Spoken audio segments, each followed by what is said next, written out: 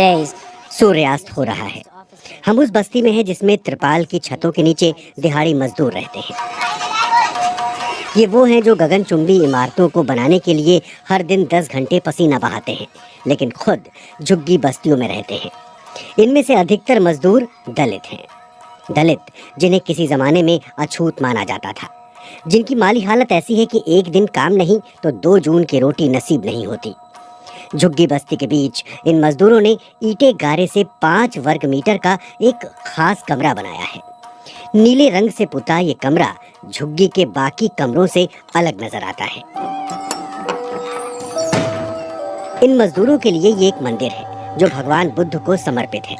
भगवान बुद्ध जो निर्वाण प्राप्ति के बाद तथागत कहलाए, जिन्होंने आधुनिक भारत में तथाकथित निचली जातियों के लाखों लोगों को एकजुट होने में मदद की, जिन्होंने दलितों को हिंदुओं की कठोर वर्ण व्यवस्था से बाहर निकलने का रास्ता दिखाया। झुग्गी बस्ती के इस मंदिर में कोई बड़ा नहीं, कोई छोटा नहीं, सब बराबर है। काफी मेंबर है यहाँ पर, सभी लोग built together. बुद्ध ने कास्ट के बारे में क्या बोला? वो कास्ट के बारे में कुछ एक ही धर्म है बौद्ध। No cast. बुद्ध उन भारतीयों में पहले हैं जिन्होंने समूचे विश्व पर अपनी छाप छोड़ी। समकालीन भारत में उनकी भूमिका क्या है, हम इसे भी समझने की कोशिश करेंगे। बुद्ध का वास्तविक नाम सिद्धार्थ गौतम था। उनका जन्म नेपाल से लगी भारत की उत्तरी सीमा के पास 2000 साल से भी पहले हुआ था। पद्मासन में बैठे मंद मंद मुस्कुराते बुद्ध की मोहक छवि संपूर्ण विश्व में बेहद लोकप्रिय है। उन्होंने जिस विचारधारा को स्थापित किया वो आज विश्व का चौथा सबसे बड़ा धर्म है।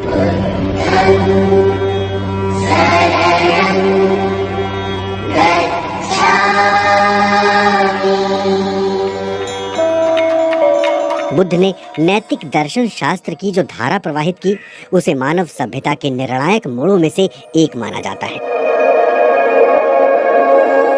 बुद्ध राजनीतिक चिंतक भी थे, जो आज भी स्त्री पुरुष के भेद, भाषा और जात पात की मौजूदा धारणाओं को चुनौती देते नजर आते हैं।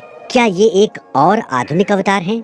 डिविनिटी स्कूल हार्वर्ड यूनिवर्सिटी में प्रोफेसर चार्ल्स हेल्सी कहते हैं, In the 21st century, we often think that the Buddha was someone who was overturning the social order that he found around him. 21वीं सदी में हम अक्सर सोचते हैं कि बुद्ध अपने आसपास की सामाजिक व्यवस्था को पलट रहे थे, लेकिन जब हम ऐतिहासिक तथ्यों को देखते हैं तो हमें पता चलता है कि उस समय के लोगों का दिमाग हर तरह की नई संभावनाओं के लिए खुला हुआ था। बुद्ध भी उन्हीं लोगों में से एक थे। खास बात ये थी कि बुद्ध जो कर रहे थे वो बहुत हटकर था, लेकिन क्या वो एक क्रांतिकारी बनकर खड़े हुए थे? मुझे ऐसा नहीं लगता, और मेरी राय ये है कि इसकी संभावना कम ही है। प्राचीन भारत की तस्वीर आमतौर पर उसी तरह से उतारी जाती है जिस तरह के चित्र अजंता की गुफाओं में उकेरे गए हैं। चट्टानों पर उभरे ये दृश्य बुद्ध के जीवन के कुछ पहलुओं की तरह थोड़े धुंधले पड़ गए हैं। फिर भी मैं कहूँगा कि बुद्ध भारतीय इतिहास के पहले ऐसे जटिल व्यक्ति हैं जिन्हें पहचान और मान्यता मिली। भारतीय उपमहाद्वीप में सभ्यता की शुरुआत लगभग 2500 साल पहले हुई। हिंदू धर्म की धारणाओं के सबसे पुराने स्रोत वेद लगभग 1000 साल बाद अस्तित्व में आए। इसमें बलि और अन्य अनुष्ठानों का विवरण है जिन्हें केवल ब्राह्मण कर सकते थे। बुद्ध के जीवन काल में ब्राह्मणों के वर्चस्व को जबरदस्त चुनौती मिली। बुद्ध का आगमन ऐसे युग में हुआ जब संपूर्ण विश्व में कुछ नया घट रहा था। ये वही युग था जब प्लेटो के एथेंस, पैगंबर के फलस्तीन और कन्फ्यूशियस के चीन में नए नए आविष्कार हो रहे थे। भारत में भी यही वो समय था जब लोहे के उपकरण बनाए जा रहे थे, सिक्के संपदा के प्रतीक बन रहे थे और लेखन को भी बढ़ावा मिल रहा था। यही वो समय था जब फारस और पश्चिम एशिया के साथ व्यापार के चलते ऐसे शहर विकसित हो रहे थे जहां अलग अलग जगहों से लोग आकर बस रहे थे। बुद्ध मगध में थे, जिसे आज बिहार के नाम से जाना जाता है, जहां सत्ता की बागडोर ब्राह्मणों के हाथ से अक्सर छूटती रही, जहां उन जातियों का वर्चस्व रहा जिनका युद्ध और व्यापार से सीधा संबंध था। बुद्ध भी क्षत्रिय थे, जिनका कर्म युद्ध करना था। सिद्धार्थ के नाम से जन्मा एक व्यक्ति बुद्ध कैसे बना? कैसे उन्होंने अपनी एक अलग ही नैतिक दृष्टि विकसित की? इस बारे में उतनी ही कहानियां हैं जितनी आज दुनिया भर में बौद्ध परंपराएं हैं। The landscape of ancient India is shot through with revelations, like the Ajanta caves here. Maharashtra में औरंगाबाद के पास अजंता की गुफाओं में हम चित्रकारी के ऐसे कई नमूने देख सकते हैं जिनमें बुद्ध के जीवन की कहानी तस्वीरों में दर्शाई गई है।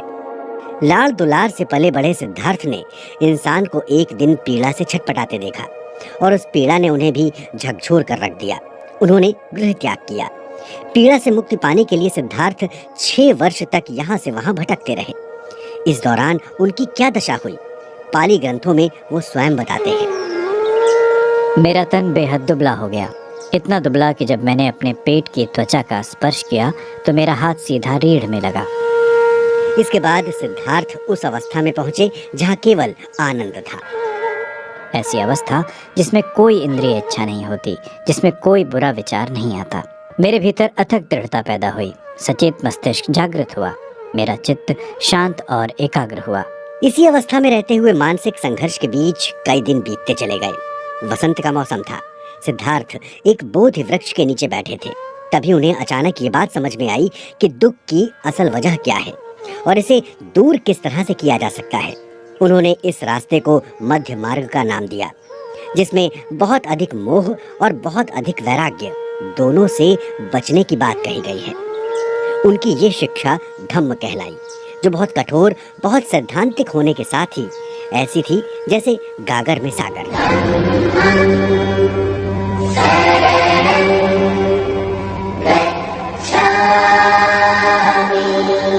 धम्म शब्द मूल रूप से संस्कृत शब्द धर्म के निकट है, लेकिन धर्म में अलग अलग जातियों के लिए अलग अलग विधियां बताई गई हैं।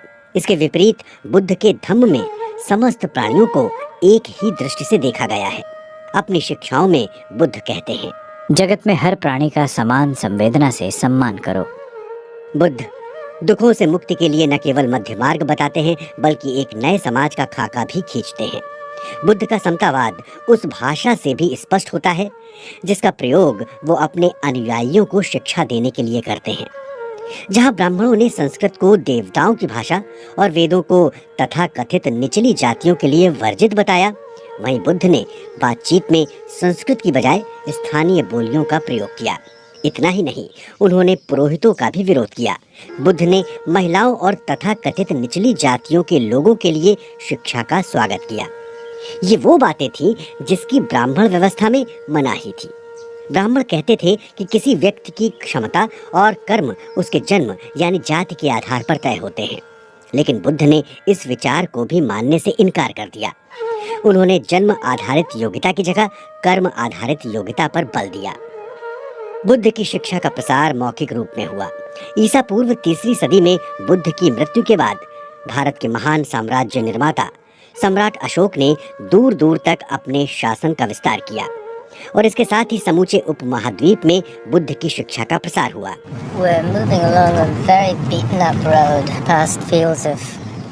हम बहुत ही उबड़ खाबड़ रास्ते पर बढ़ रहे हैं। सड़क के दोनों ओर धान के खेत हैं और हमारी मंजिल है कर्नाटक राज्य में कनगनहल्ली, जो भारत में पुरातत्व महत्व की बेहद रोमांचक जगहों में से एक है। The site at Kanaganahalli is full of tales from the Buddha's life. कनगनहल्ली में बुद्ध के जीवन से जुड़ी कहानियां मानो बिखरी पड़ी हैं। यहाँ बुद्ध के कई प्रतीक हैं। इनमें चक्र और बोधि वृक्ष के प्रतीक सब मौजूद हैं। यहाँ की चट्टानों का तो कहना ही क्या। शायद उनकी नरमी ही वो वजह थी जिसके कारण उन्हें इस शिल्पकारी के लिए चुना गया। But there's a kind of real playfulness. बौद्ध धर्म का एशिया में अफगानिस्तान से लेकर जापान, कोरिया और समूचे चीन में प्रसार हुआ। बुद्ध के इस संसार से जाने के बाद भी समूचे उत्तर और मध्य भारत में बौद्ध धर्म लगभग 1000 वर्ष तक फलता फूलता रहा। लेकिन इसके बाद बौद्ध धर्म के प्रचार प्रसार में तेजी से गिरावट आई और इसकी वजह को लेकर विद्वान आज भी अक्सर असमंजस में पड़ जाते हैं। बौद्ध धर्म के जानकार professor Charles Halsey, Oftentimes people attribute the decline of Buddhism to बौद्ध धर्म के प्रचार प्रसार में आई कमी के लिए लोग अक्सर बौद्ध समुदाय से बाहर की चीजों को जिम्मेदार मानते हैं। वे हिंदू धार्मिक समूहों के बौद्ध धर्म के प्रति शत्रुतापूर्ण रवैये और उस पर हमले की ओर इशारा करते हैं। कुछ लोग दक्षिण एशिया में इस्लाम के आगमन को इसकी वजह बताएंगे, लेकिन इनमें से कोई भी स्पष्टीकरण बहुत स्पष्ट नहीं है। हालांकि ये तथ्य बहुत स्पष्ट है कि बौद्ध धर्म ने ब्राह्मणों को सुधार के लिए प्रेरित किया और मुसलमान आक्रमणकारियों ने भी इसे निशाना बनाया। 20वीं सदी में बौद्ध धर्म को उसी धरती पर एक बार फिर से फलने फूलने का मौका मिला जहां उसका जन्म हुआ था। इसका श्रेय जाता है आधुनिक भारत के संस्थापकों में से एक डॉक्टर भीमराव अंबेडकर को। दलितों के नेता डॉक्टर भीमराव अंबेडकर ने 1956 में लगभग 4 लाख अनुयायियों के साथ बौद्ध धर्म को अपनाया था। डॉक्टर अंबेडकर भारत के संविधान के रचयिता थे, लेकिन उन्हें जाति आधारित राजनीतिक ढांचे में निचली जातियों को आगे बढ़ाने की क्षमता पर संदेह था। उन्होंने अपने भीतर एक तरह से बुद्ध को तराशा, जिसमें उनकी भूमिका सामाजिक क्रांतिकारी की तरह थी। आधुनिक भारत के अन्य संस्थापकों की तरह भारतीय समाज की तत्कालीन समस्याओं के समाधान के लिए डॉक्टर अंबेडकर भी ऐतिहासिक व्यक्तित्वों का सहारा ले रहे थे। उनकी कई बातों को और भी सरल शब्दों में समझा रहे थे और जरूरत पड़ने पर उसमें थोड़ा बहुत बदलाव भी कर रहे थे, जिसका उद्देश्य उन बातों को नए ढंग से दोबारा उपयोगी बनाना था। There's a brass bust of Ambedkar in the slum temple, placed next to the figure of the Buddha, golden against the deep blue wall.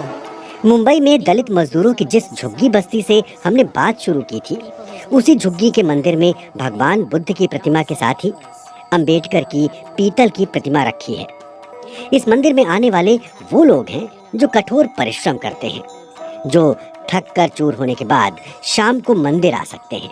तन साफ हो या न हो, इससे कोई फर्क नहीं पड़ता। ये मंदिर उस जगह का उदाहरण है जहां बुद्ध की समग्र करुणा और समता की भावना अब भी जीवित है।